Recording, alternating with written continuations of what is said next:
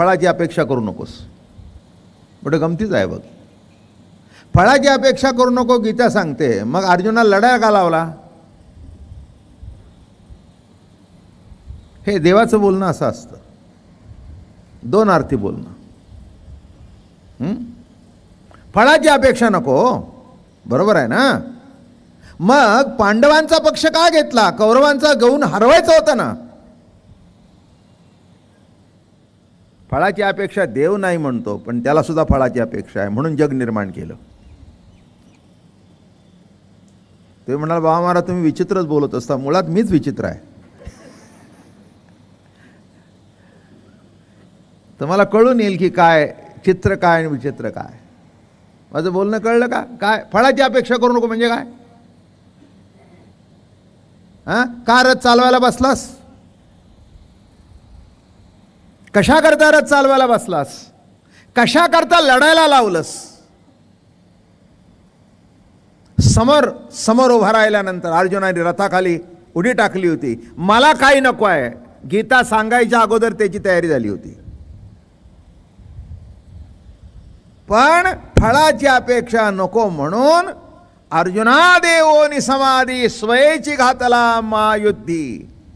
पण ज्ञानेश्वर महाराज कौतुक करतात, पडी तो कृष्ण कृपानिधी ताट्यस्थ शिवोनिधी. त्याला ताटपणा येऊन दिला नाही आणि हातातला धनुष्यबाण खाली ठेवून दिला नाही. माझं बोलणं कळलं का? म्हणून इथे तसं काही नाही. धनुष्यबाण कोणी खाली ठेवला म्हणून त्याच्या मागे लागायचं नाही, कोणी घ्या म्हणून सांगायचं लागायचं नाही. स्वसुखाची गोडी काय आहे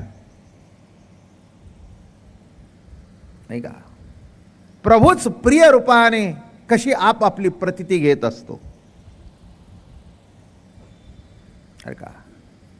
त्या संतांच्या प्रिय गोडीशी एकरूप होणं नामे अमृतानुभव सांगणं आणि अमृतानुभव ऐकणं.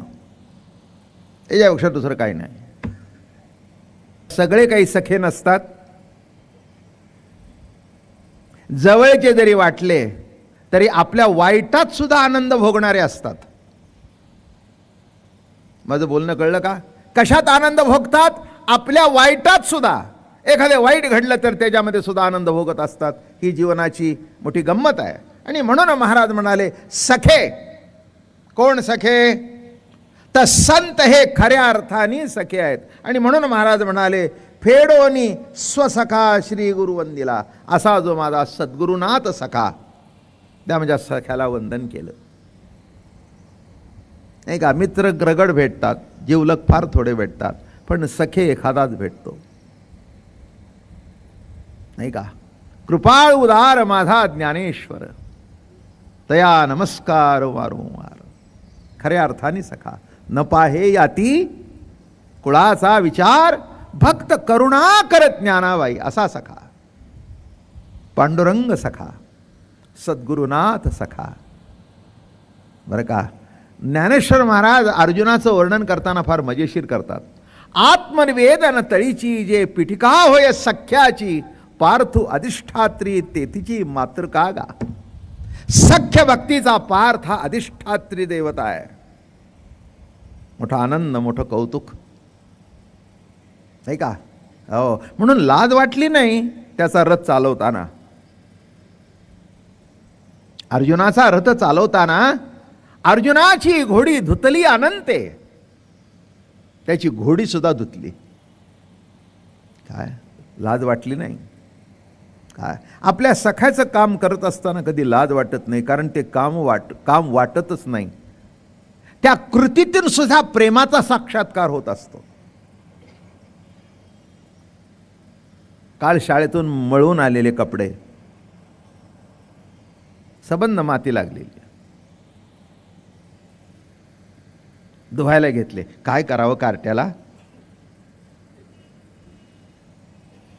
काय करावं कार्ट्याला? डाग निघता निघत नाही आणि श्वासाचीच हसते. किती सांगितलं तरी ऐकतच नाही. तितक्यात नवराला का ग म्हणला हसते? तुमचे चिरंजीव बघा म्हणले किती दिवसाला 2 कपडे बदलले तरी पुरत नाहीत. कौतुक. सखा सखा. पण मुलांच्या बाबतीत एक आहे, आपल्याला ते सखे वाटतात, त्यांना आपण वाटतो का प्रश्न आहे. माझं बोलणं कळलं का? आपल्याला ते सखे वाटतात, पण त्यांना आपण वाटतो का, हा महत्वाचा भाग आहे. आणि दोन्ही पाडून जर सखा वाटला तर टाळी वाजली, नाही का. तसं या ठिकाणी असं होतं की ज्ञानेश्वर महाराजांनाही निवृत्तीनाथ सखे वाटत होते आणि निवृत्तीनाथाला सुद्धा ज्ञानेश्वर महाराज सखे वाटत होते. कधीही असं चुकून सुद्धा कधी गाडीत कोणी भेटलाय किंवा काही काही काही पत्ता नाही. शाळा सुटली, मित्र संपले, तेवढ्यापुरते मित्र असतात. मग ओघाओघामध्ये जमलेले मित्र निराळे, बरं का, जास्ती वाढवत नाही विषय. मग त्यातल्या त्यात मित्रामध्ये एखादा जिवलग असतो.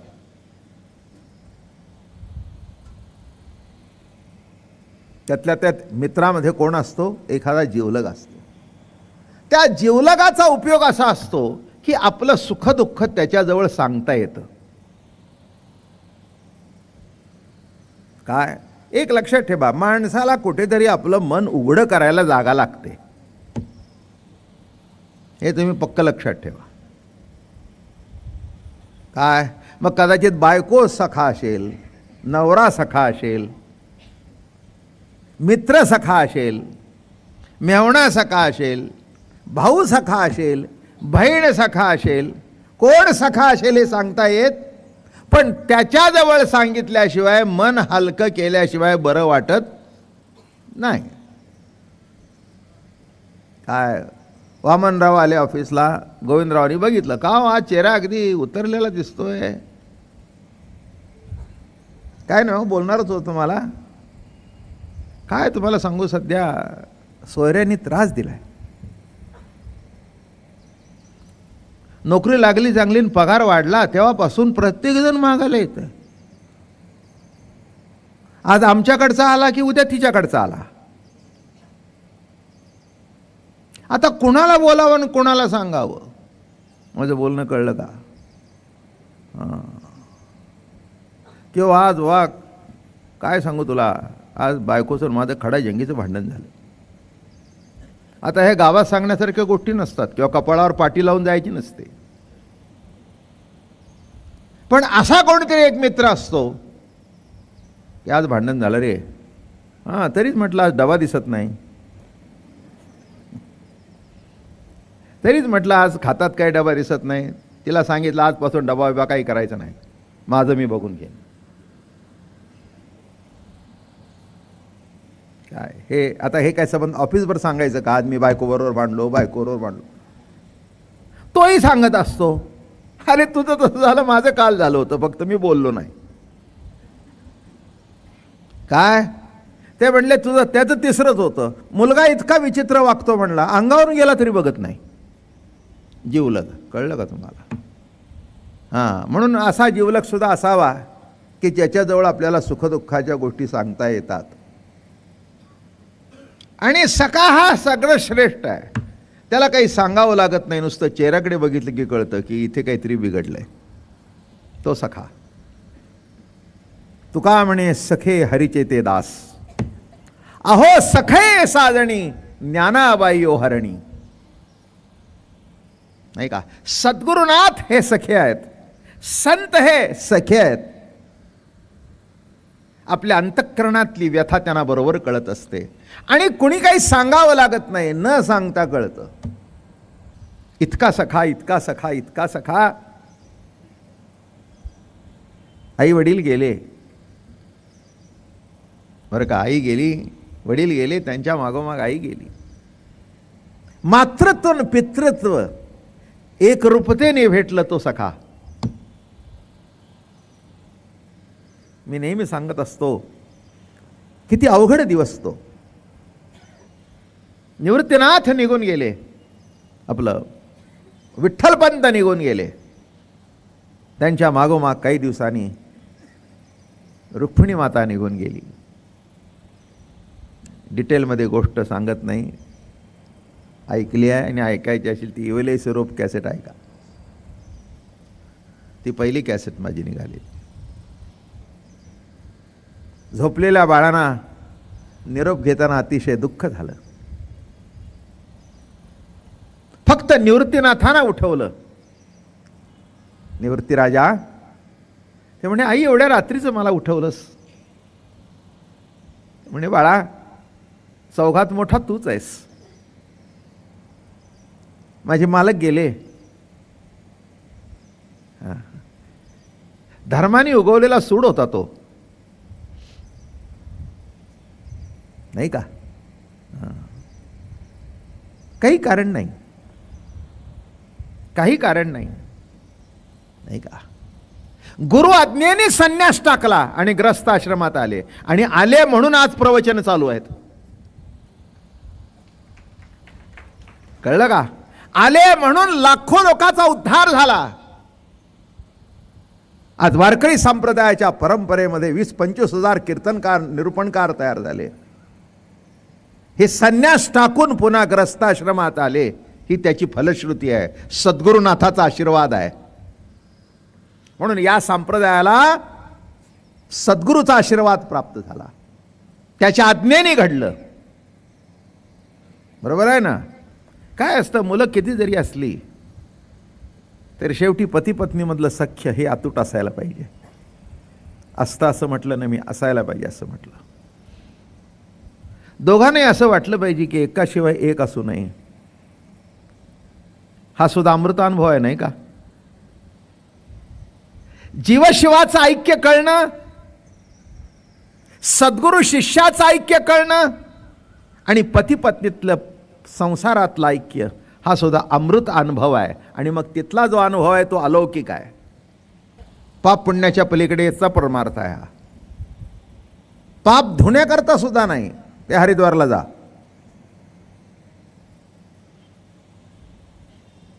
धुतलं तर धुतलं, नाही तर वर तरंगत राहतं. तेलाचा तवंग जसा असतो ना, अगदी वचन सत्य आहे की गंगेमध्ये स्नान गेल्यानंतर पाप धुतलं जाते, 100% खरं आहे. पण ते वर तरंगत राहतं. तुम्ही वर आला की तुमच्या अंगावर धुलीसारखं भरून बॅक टू पुणे.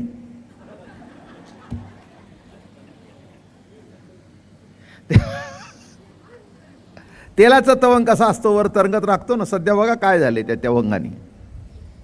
बरोबर आहे ना? तुम्ही उठला की वर आला अंगावर. ते तुम्हाला सोडून जात नाही.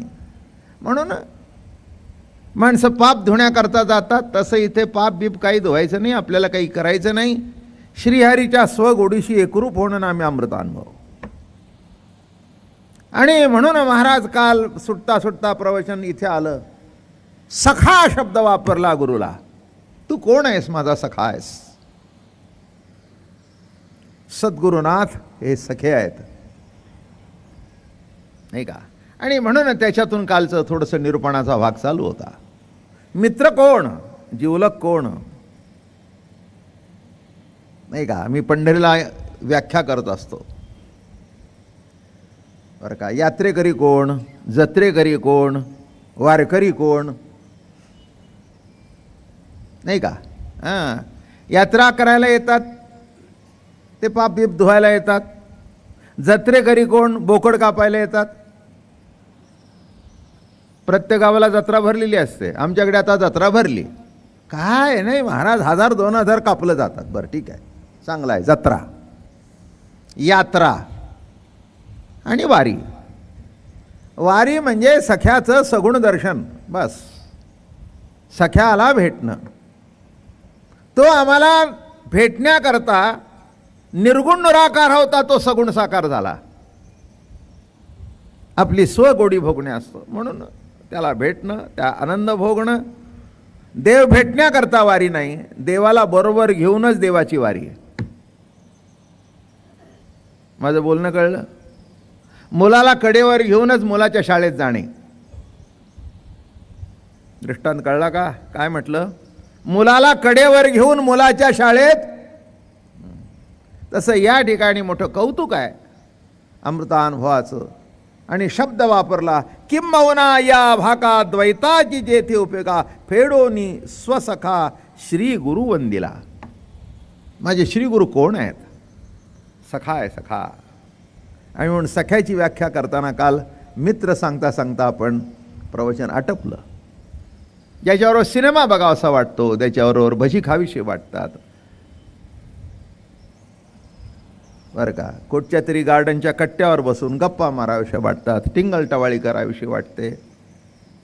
असा तो मित्र कालांतराने बदलत जातात, संपत जातात. आयुष्यात कितीतरी येतात आणि